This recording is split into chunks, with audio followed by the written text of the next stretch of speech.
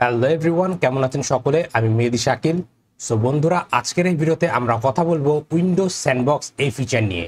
আজকের এই ভিডিও থেকে আপনারা জানবেন এই উইন্ডোজ স্যান্ডবক্স ফিচার এটি কি, এটি কিভাবে কাজ করে, কিভাবে আপনারা এটিকে আপনাদের উইন্ডোজ কম্পিউটারে এনেবল করবেন, এবং এর পাশাপাশি আপনাদের থেকে ডিটেলস জানাবো যে কিভাবে আপনারা এই উইন্ডোজ স্যান্ডবক্স ফিচারের মাধ্যমে চাইলে নিজেদের কম্পিউটারকে ম্যালওয়্যার, হ্যাকার এগুলো থেকে সুরক্ষিত রাখতে পারবেন।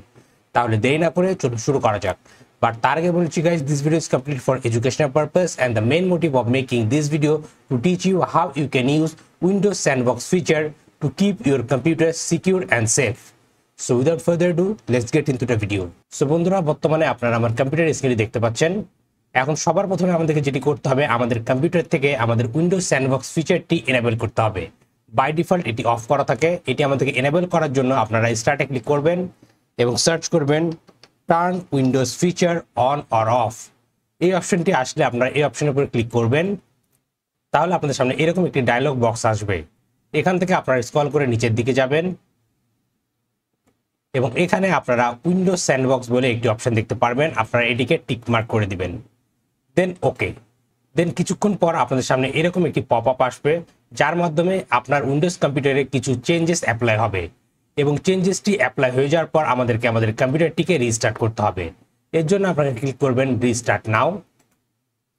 তাহলে আপনার কম্পিউটারটি এখন রিস্টার্ট হবে এবং রিস্টার্ট হওয়ার পাশাপাশি এই সকল চেঞ্জেসগুলো অ্যাপ্লাই হবে আপনার কম্পিউটারে, যার মাধ্যমে আপনারা উইন্ডোজের স্যান্ডবক্স ফিচারটি ইউজ করতে পারবেন।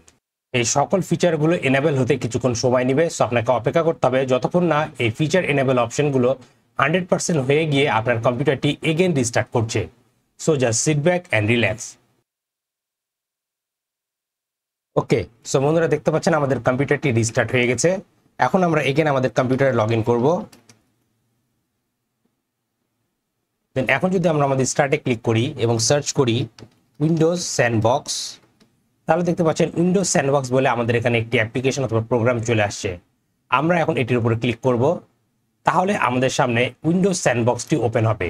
এটি ওপেন হওয়ার আগে কিছু ফাইল ডাউনলোড করে এই আপডেটগুলোকে ইনস্টল করে নেবে আমাদের উইন্ডোজ কম্পিউটারে। এখন চলুন কথা বলা যাক যে উইন্ডোজ স্যান্ডবক্সটি আসলে কি। উইন্ডোজ স্যান্ডবক্সটি হচ্ছে একটি ডেডিকেটেড উইন্ডোজ অপারেটিং সিস্টেম, যেটি একটি ভার্চুয়াল অথবা আইসোলেটেড এনভায়রনমেন্টের ভেতরে রান করে। দেখতে পাচ্ছেন স্ক্রিনে এই উইন্ডোজ স্যান্ডবক্সটির ভেতরে উইন্ডোজ অপারেটিং সিস্টেমই রান করছে এবং আমরা চাইলে এটিকে ফুল স্ক্রিন করে ইউজ করতে পারবো। এখন অ্যাজিউম করে নিন আপনারা অনলাইন থেকে আপনার কম্পিউটারে কোনো অ্যাপ্লিকেশন বা কোনো সফটওয়্যার ডাউনলোড করে ইনস্টল করছেন এবং আপনি জানেন না এটি আসলে কোনো অথরাইজ সফটওয়্যার কিনা অথবা এটির ভেতরে কোনো ম্যালওয়্যার আছে কিনা।